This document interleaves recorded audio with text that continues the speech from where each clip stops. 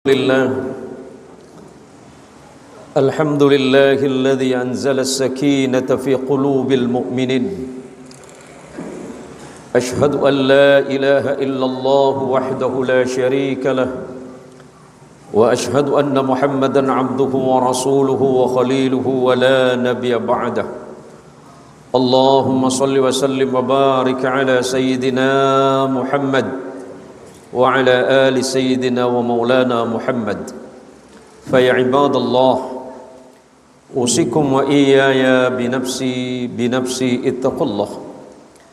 اتقوا الله حق تقاته ولا تموتن إلا وأنتم مسلمون وقال الله تعالى عز وجل وعلا بسم الله الرحمن الرحيم إن الله يأمر بالعدل والإحسان صدق الله العظيم وصدق رسوله الحبيب الوفي الكريم ونحن على ذلك من الشاهدين الشاكرين والحمد لله رب العالمين. Saudaraku sekalian, para jamaah salat Jumat yang dirahmati Allah Subhanahu wa taala. Segala puji bagi Allah atas segala nikmat karunia yang tiada terputus, yang senantiasa Allah turunkan untuk kita semuanya. Begitu luas dan begitu besar segala nikmat dan pemberian Allah yang Maha Agung. Seperti apapun kita berusaha untuk menghitungnya, niscaya kita tidak akan sanggup melakukan itu. Sebab Allah Azza wa Jalla wa Ala menegaskan, wa in ta'uddu ni'matallahi la tuhsuha. Dan jika seandainya engkau berusaha untuk menghitung-hitung nikmat Allah, niscaya kalian tidak akan sanggup untuk melakukannya.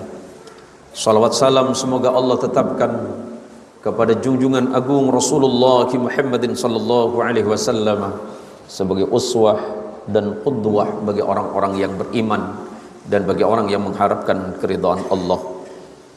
Sebagai khatib, saya mewasiatkan kepada diri saya pribadi, dan semoga wasiat ini menjadi sesuatu yang manfaat bagi kaum muslimin, bahwa hendaklah kita semuanya bertakwa kepada Allah. Sementara sahabat Ali ibn Abi Thalib radhiyallahu anhu pernah menyatakan bahwa takwa itu meliputi 4 perkara. Yang pertama adalah al-khawfu minal jalil. Setiap orang-orang yang bertakwa senantiasa tumbuh dan timbul di dalam hatinya rasa takut kepada Allah, Zat yang Maha Agung.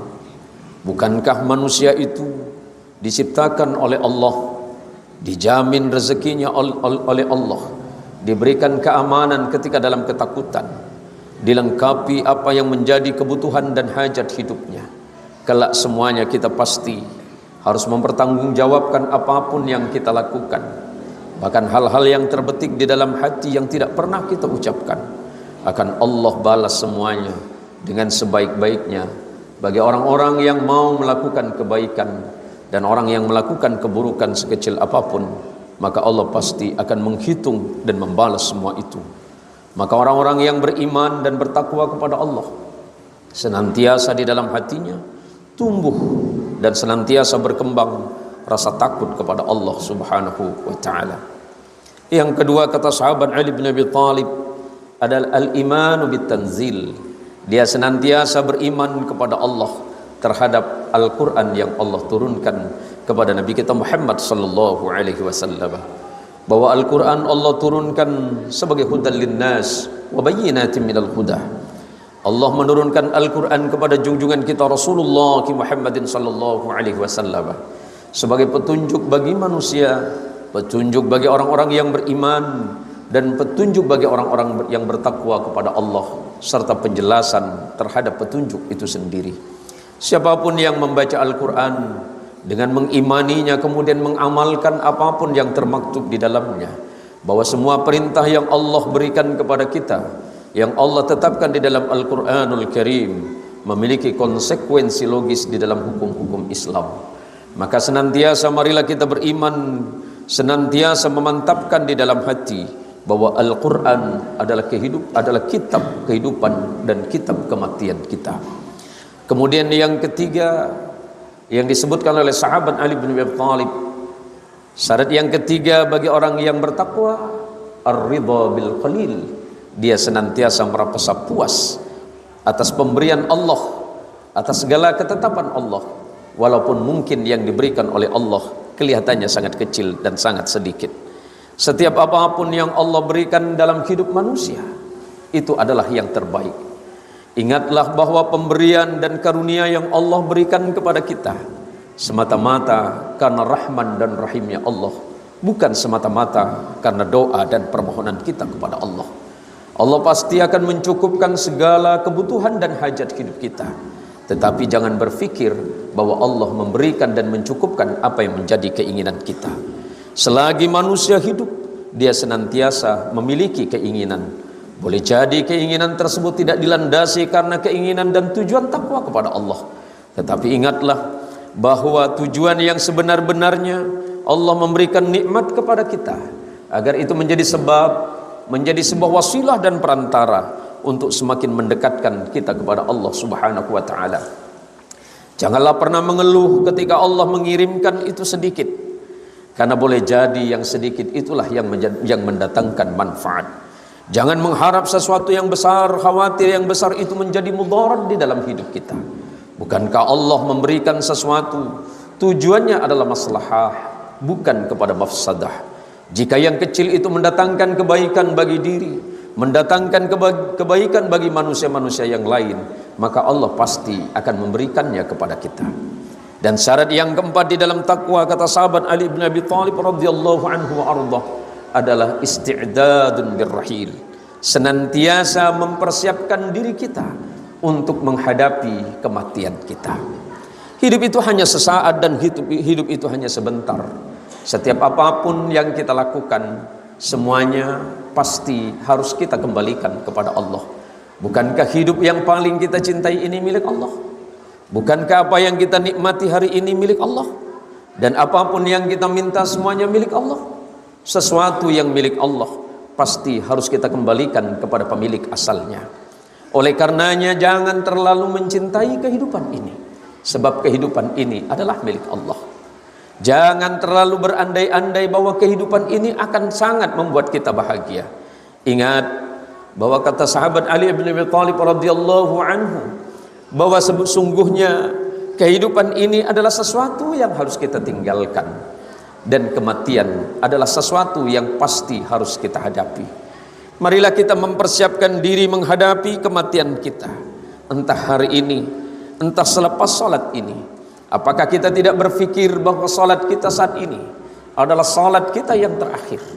Apakah kita tidak pernah menyangka bahwa sujud kita kali ini adalah sujud kita yang terakhir?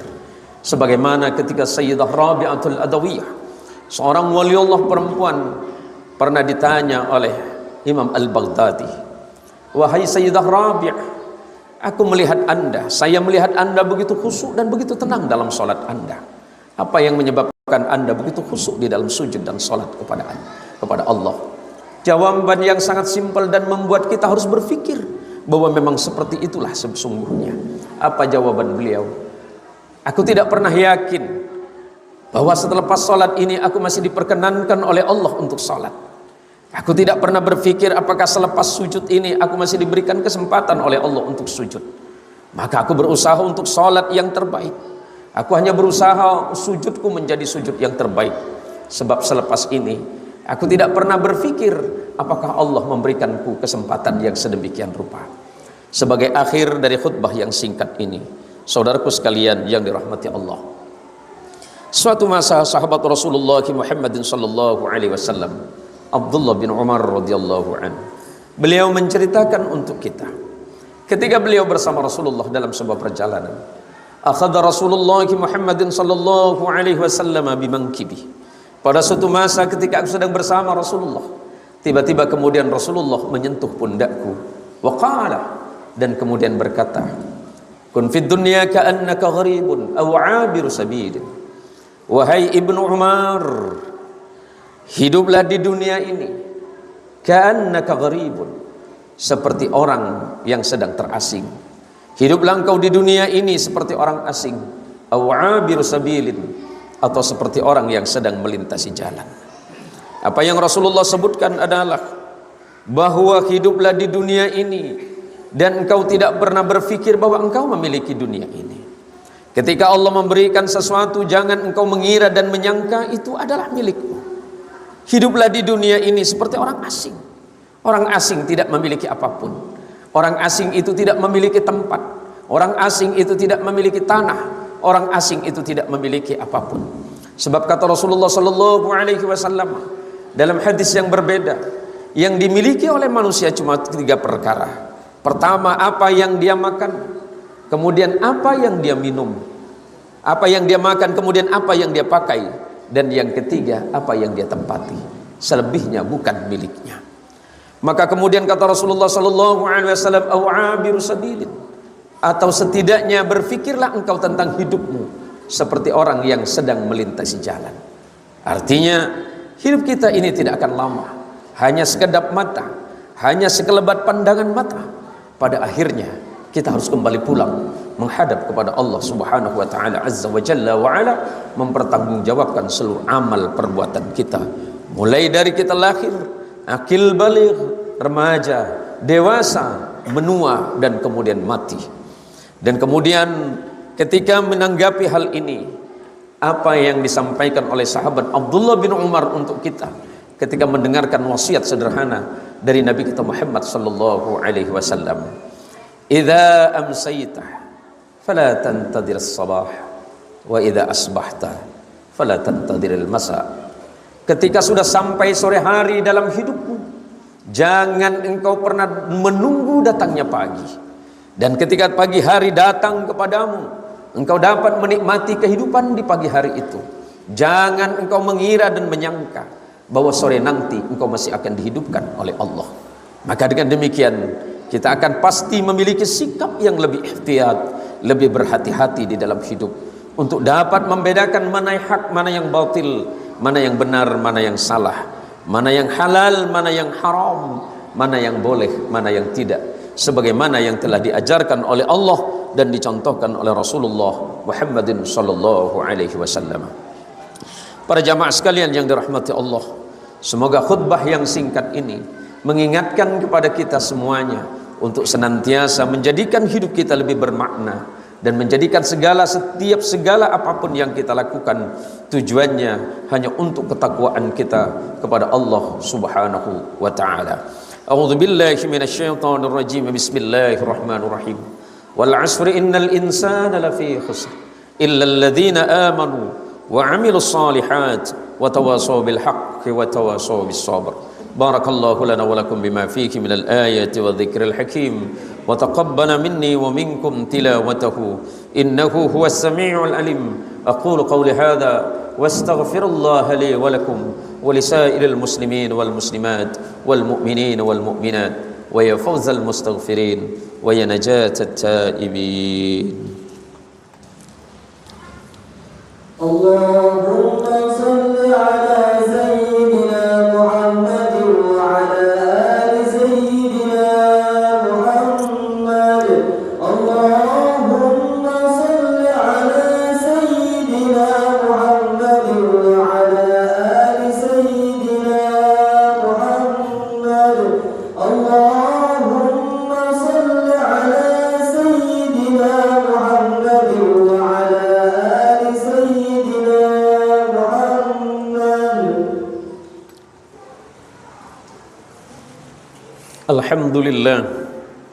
الحمد لله حمدا كثيرا كما أمر. أشهد أن لا إله إلا الله وحده لا شريك له وأشهد أن محمدا عبده ورسوله وخليله ولا نبي بعده. اللهم صل وسلم وبارك على سيدنا محمد وعلى آل سيدنا ومولانا محمد. فيا عباد الله، أوصيكم وإياي بنفسي اتقوا الله حق تقاته ولا تموتن إلا وأنتم مسلمون. اللهم وارض عنا عن الخلفاء الراشدين المهديين الذين هم قضوا بالحق وكانوا بهم يعدلون، الذين هم أبو بكر وعمر وعثمان وعلي، وعن كل صحابة رسول الله أجمعين، وارحمنا معهم برحمتك يا أرحم الراحمين. اللهم اغفر لجميع المسلمين والمسلمات اللهم اغفر لجميع المسلمين والمسلمات والمؤمنين والمؤمنات الأحياء منهم والأموات. اللهم اغفر لنا مغفرة كثيرة من عندك وارحمنا إنك أنت خير الراحمين. إلهنا ذنوبنا إليك صاعدة ورحمتك بنا نازلة يا رب الأرباب ويا ملك الملوك. اللهم إن هذا الدعاء لإخواننا المسلمين، اللهم إن هذا الدعاء لإخواننا المسلمين المؤمنين في غزة وفلسطين. اللهم انصر المسلمين المؤمنين في غزة وفلسطين. اللهم انصرهم لعدوهم من المشركين من اليهوديين وإسرائيليين يا رب العالمين. اللهم إنا نسألك إليك يا حنان يا منان يا ذا الجلال والإنعام. اللهم إنا نستودعك مسجد الأقصى وأهلها. اللهم إنا نستودعك مسجد الأقصى وأهلها. اللهم إنا نستودعك مسجد الأقصى وأهلها يا رب العالمين يا أكرم الأكرمين ويا أجود الأجودين. اللهم ربنا آتنا في الدنيا حسنة وفي الآخرة حسنة وقنا عذاب النار. عباد الله، إن الله يأمر بالعدل والإحسان وإيتاء ذي القربى وينهى عن الفحشاء والمنكر والبغي يعظكم لعلكم تذكرون. فاذكروا الله العظيم الأكبر والله يعلم ما تفعلون. أقم الصلاة.